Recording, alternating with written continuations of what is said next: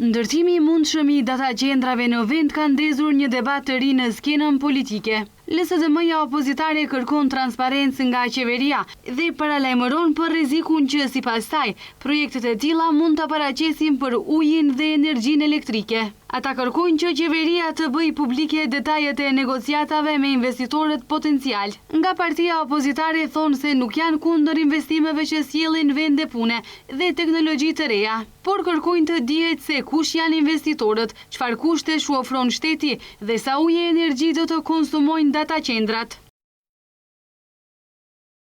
Me kë po negocion Mickoski për data qendrat nën radar, kujt po ja dhuron ujin, tokën dhe energjinë elektrike?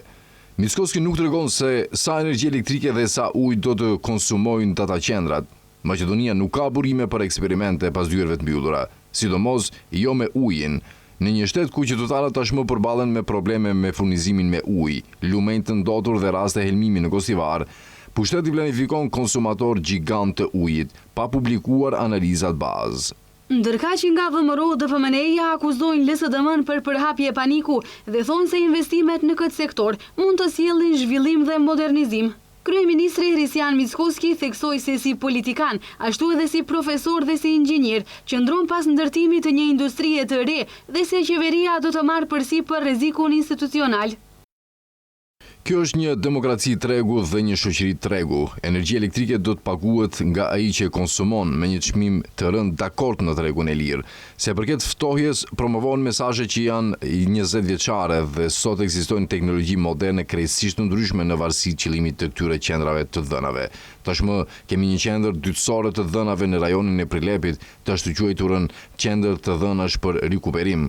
Përmes agjendës e reformës me Bashkimin Evropian, do të ndërtojmë një qendër të re kombëtare parësore të dhënave që përmes sistemit të ndërveprimit do t'i bashkojë të gjitha institucionet në një vend dhe do të ofrojë mbrojtje kibernetike.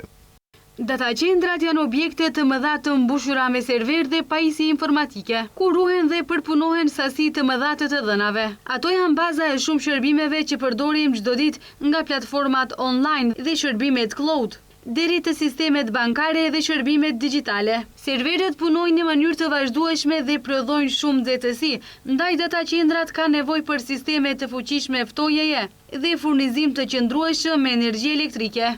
Disa sisteme ftojeje përdorin edhe ujë dhe pikërisht konsumi I mundshëm I ujit dhe energjisë është bërë një nga pikat kryesore të përplasjes politike.